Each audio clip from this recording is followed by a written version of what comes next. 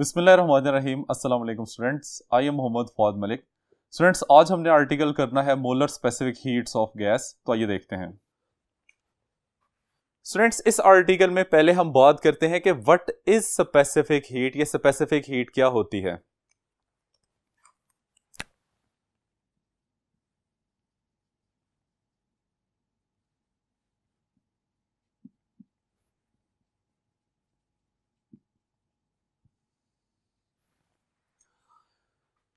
किसी भी सब्सटेंस के 1 किलोग्राम के टेम्परेचर को 1 केल्विन तक इंक्रीज करने के लिए जो अमाउंट ऑफ हीट रिक्वायर होती है उसको हम स्पेसिफिक हीट का नाम देते हैं।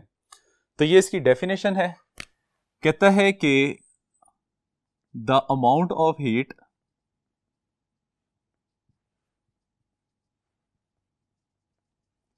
Required to raise the temperature of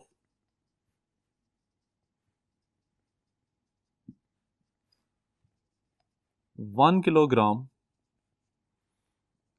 of substance through 1 Kelvin। इसको स्पेसिफिक हीट कहा जाता है। अब मोलर स्पेसिफिक हीट की बात करते हैं कि मोलर स्पेसिफिक हीट क्या होती है।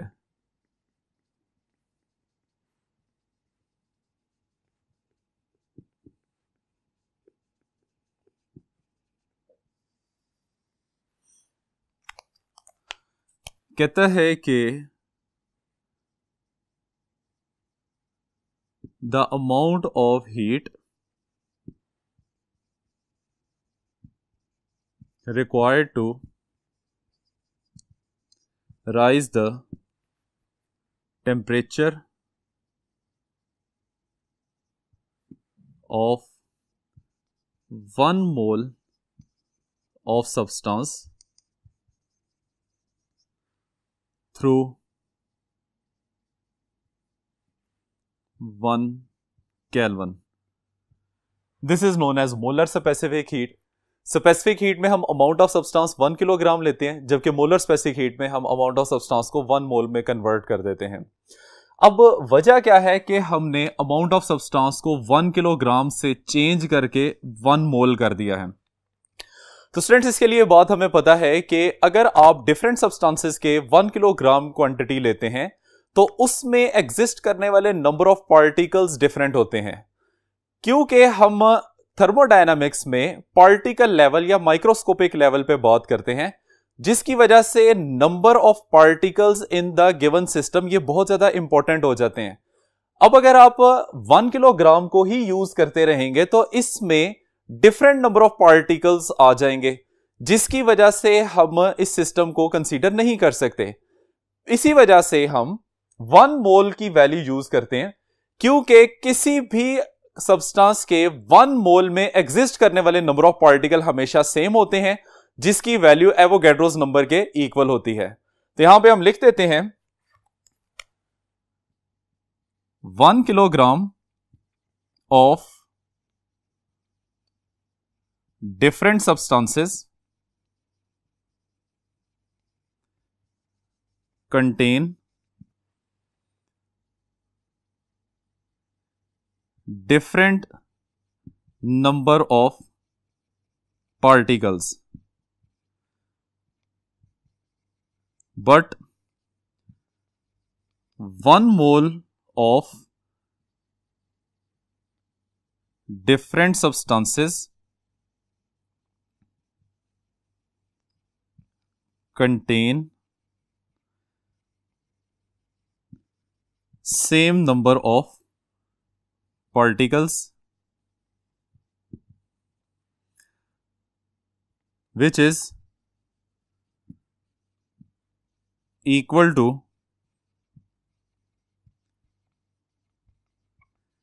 Avogadro's number. एवोगैड्रोस नंबर को हम Na से रिप्रेजेंट करते हैं, जिसमें 6.02 इंटू 10⁻23 पार्टिकल्स पर मोल होते हैं। ठीक है। अब चाहे आप किसी सॉलिड, किसी लिक्विड या किसी गैसियस सिस्टम के 1 मोल की बात करें तो हमेशा उसमें एग्जिस्ट करने वाले नंबर ऑफ पार्टिकल्स कितने होंगे? 6.02 इंटू 10⁻23 पर मोल। ठीक है, तो यह वजह थी कि हमने 1 किलोग्राम की वैल्यू को 1 मोल से रिप्लेस कर दिया, क्योंकि पार्टिकल लेवल पे नंबर ऑफ पार्टिकल्स बहुत इंपॉर्टेंट होते हैं। अब स्टूडेंट्स, चूंकि हम यहां पे थर्मोडायनामिक सिस्टम की बात कर रहे हैं और थर्मोडायनामिक सिस्टम से थर्मोडायनामिक वेरिएबल्स रिलेट होते हैं। अगर आपने टेम्परेचर की वैल्यू 1 केल्विन तक इंक्रीज करनी है तो इसकी वजह से सिस्टम का टेम्परेचर भी इंक्रीज करता है, सिस्टम का वॉल्यूम भी इंक्रीज कर सकता है। अगर हम सॉलिड और लिक्विड सिस्टम की बात करें तो उनका टेम्परेचर इंक्रीज करने से increase in pressure and volume negligible होता है, लेकिन गैसियस सिस्टम के लिए यह बात नेग्लिजिबल नहीं होती। इस वजह से गैसियस सिस्टम में आपने टेम्परेचर वेरिएशन के कॉरेस्पॉन्डिंग या तो वॉल्यूम को या फिर प्रेशर को कांस्टेंट रख के स्पेसिफिक हीट को डिस्क्राइब करना होगा। तो इसलिए हम स्पेसिफिक हीट को दो तरीके से डिस्क्राइब करते हैं, एक वॉल्यूम कांस्टेंट रख के, दूसरा प्रेशर कांस्टेंट रख के। तो आइए हम पहले कांस्टेंट वॉल्यूम के ऊपर मोलर स्पेसिफिक हीट को डिस्क्राइब करें। Molar specific heat at constant volume.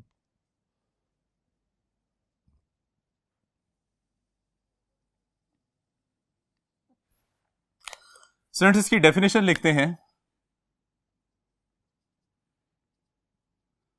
The amount of heat required to raise the temperature of 1 mole of gas through 1 Kelvin at constant volume. तो स्टूडेंट, ये molar specific heat at constant volume की definition बन जाएगी। सारी definition molar specific heat वाली है, बस and पे एट कांस्टेंट वॉल्यूम का हमने एडिशन कर दिया है। अब स्टूडेंट देखिए, हमारे पास एक वेसल है जिसमें हमने एक गैस को इनक्लोज किया हुआ है और गैस की अमाउंट 1 मोल के इक्वल है। सिस्टम में पिस्टन को हमने फिक्स रखा हुआ है ताकि सिस्टम का वॉल्यूम चेंज ना हो सके, और साथ इसमें हमने एक थर्मामीटर लगाया हुआ है जो कि टेम्परेचर वेरिएशन को मॉनिटर करेगा। अब ये कांस्टेंट वॉल्यूम होने की वजह से आइसोकोरिक प्रोसेस बनता है, और according to first law of thermodynamics in isochoric process work की वैल्यू 0 रहती है, और जितनी हीट आप सिस्टम को प्रोवाइड करेंगे कांस्टेंट वॉल्यूम पे, वो सारी की सारी सिस्टम की इंटरनल एनर्जी को इंक्रीज करने में यूज हो जाती है। अब स्टूडेंट्स, हमें यह बात भी पता है कि internal energy is directly proportional to temperature, यानी कि हम कह सकते हैं कि हम जितनी हीट सिस्टम को प्रोवाइड कर रहे हैं वो सिस्टम का डायरेक्टली टेम्परेचर बढ़ाने में यूज हो जाएगी। सपोज करें कि delta Q V is the amount of heat which is added to the system, और उसका टेम्परेचर 1 केल्विन तक इंक्रीज कर जाता है। तो इसको हम इस तरह से डिस्क्राइब कर सकते हैं, delta Q V directly proportional to change in temperature, delta Q V that is equal to C V delta T, where CV is the molar specific heat at constant volume। अब हम use करते हैं by first law of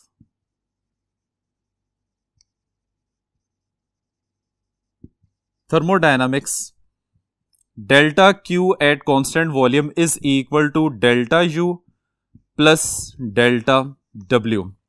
हमें यह बात पता है कि at constant volume वर्क की वैल्यू हमेशा 0 के इक्वल होती है। इसको हम लिखते हैं delta Q V that is equal to delta U, और डेल्टा क्यू वी की तो हमने वैल्यू कैलकुलेट कर ली है। इसका मतलब है कि change in internal energy that is equal to C V delta T. ये हमारे पास एक इक्वेशन बन जाएगी। अब स्टूडेंट्स इसी तरीके से हमने molar specific heat at constant pressure को डिफाइन करना है। Molar specific heat at constant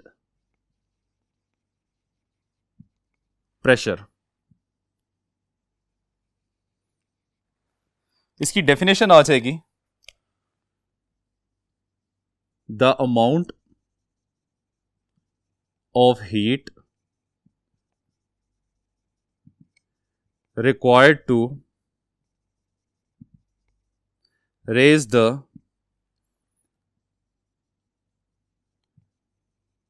temperature of 1 mole of gas through 1 Kelvin at constant pressure. तो स्टूडेंट ये डेफिनेशन भी मोलर स्पेसिफिक हीट की है, बस डेफिनेशन के एंड पे हमने ये फैक्टर ऐड कर दिया है एट कांस्टेंट प्रेशर। तो ये डेफिनेशन बन जाएगी molar specific heat at constant pressure.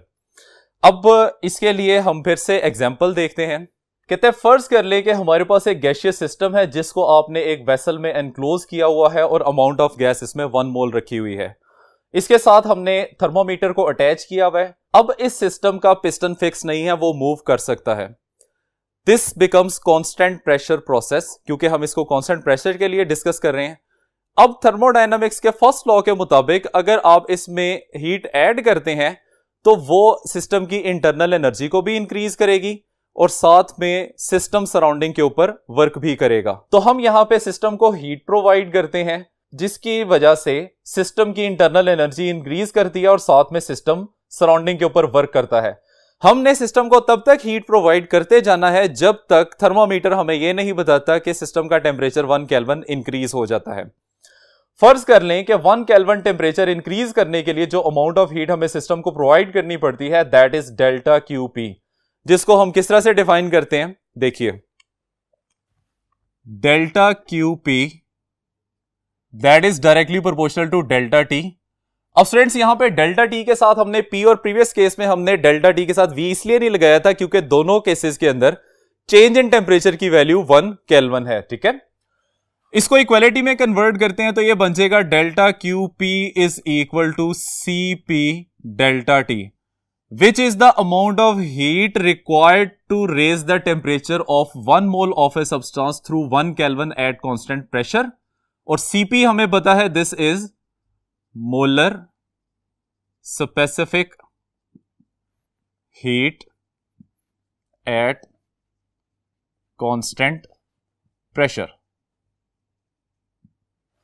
Student अब हमने इससे नेक्स्ट पोर्शन करना है जिसमें हमने एक प्रूव करना है C P minus C V is equal to R, that is derivation of Cp minus Cv is equal to R. Molar specific heat at constant pressure minus molar specific heat at constant volume equals to ideal gas constant। ठीक है, ये हमने prove करना है। तो इसके लिए proof as we know that at constant volume delta QV is directly proportional to delta T. Delta QV is equal to CV delta T. This is equation number 1. From first law of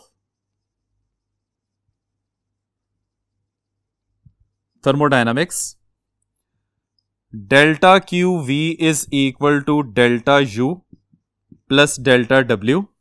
because work done at constant volume process क्या होता है, zero के equal, इसकी value zero आ जाएगी और यहां से हम लिख सकते हैं delta U is equal to C V delta T. इसके बाद at constant pressure delta Q P is equal to C P delta T. ये भी इसी तरीके से प्रूव होगा, ठीक है। अब इस पे अप्लाई करते हैं from first law of thermodynamics. ये बन जाएगा delta Q P is equal to delta U plus delta W. अब स्टूडेंट्स यहां पे डेल्टा यू के साथ और यहां पे डेल्टा यू के साथ हमने सबस्क्रिप्ट यूज नहीं किया, ना तो यहां पे प्रेशर को मेंशन किया ना यहां पे वॉल्यूम को मेंशन किया। और रीजन ये है कि इंटरनल एनर्जी का चेंज डायरेक्टली प्रोपोर्शनल होता है टेम्परेचर के चेंज के, और चूंकि दोनों सिस्टम में हमने टेम्परेचर को एक ही जितना चेंज किया है, इस वजह से इंटरनल एनर्जी में दोनों की वैल्यू सेम रहेगी, ठीक है। इसको हम एक्सपेंड करते हैं, डेल्टा क्यू पी की value C P delta T that is equal to delta U की यही वाली वैल्यू यूज हो जाएगी which is C V delta T, और वर्क को हम एक्सपेंड कर देते हैं that is constant pressure multiply by change in volume. इसको हम नाम दे देते हैं, दिस इज इक्वेशन नंबर 2। अब आगे देखिए, ideal gas equation for 1 mole क्या बन जाएगी, P V is equal to R T.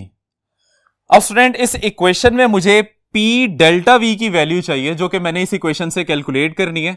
मैं क्या करता हूं, इस इक्वेशन के ऊपर चेंज अप्लाई करता हूं on both side, P V that is equal to delta R into T. अब स्टूडेंट चूंकि प्रोसेस हमारा कांस्टेंट प्रेशर वाला चल रहा है, इस वजह से डेल्टा पी को चेंज नहीं करेगा, पी एज इट इज आ जाएगा और डेल्टा आ जाएगा वी के ऊपर, that is equal to R is the universal gas constant value है, इस वजह से डेल्टा आर के ऊपर अप्लाई नहीं होगा, डेल्टा सिर्फ टेम्परेचर पे अप्लाई होगा, तो दिस इज डेल्टा टी। इसका मतलब यह है कि इक्वेशन नंबर 2 में जहां पी डेल्टा वी लिखा हुआ है वहां पे हम आर डेल्टा टी लिख सकते हैं। So 2 becomes Cp delta T that is equal to Cv delta T plus R delta T. अब डेल्टा टी कॉमन ले लें तो ये बन जाएगा Cp delta T that is equal to Cv plus R multiply by delta T. ये delta T की value इस डेल्टा टी से कैंसिल हो जाएगी और रिलेशन बच जाएगा Cp is equal to Cv plus R। इस Cv को हम दूसरी तरफ ले जाते हैं तो ये क्या बन जाएगा, Cp minus Cv that is equal to R। तो यही वो रिलेशन था जो कि हमने प्रूफ करना था। अब इस रिलेशन में हमें यह पता चल रहा है कि Cp की वैल्यू ग्रेटर है, Cv की वैल्यू स्मॉलर है। जब भी आप Cv की वैल्यू को Cp की वैल्यू में से माइनस करते हैं तो आंसर आइडियल गैस कांस्टेंट या यूनिवर्सल गैस कांस्टेंट के इक्वल आता है। तो हम यहां पे लिख देते हैं here Cp is greater than Cv because at constant pressure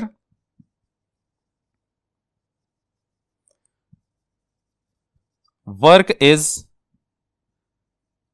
done by system on surrounding while at constant volume work done remains 0। तो स्टूडेंट्स ये है हमारा आज का आर्टिकल।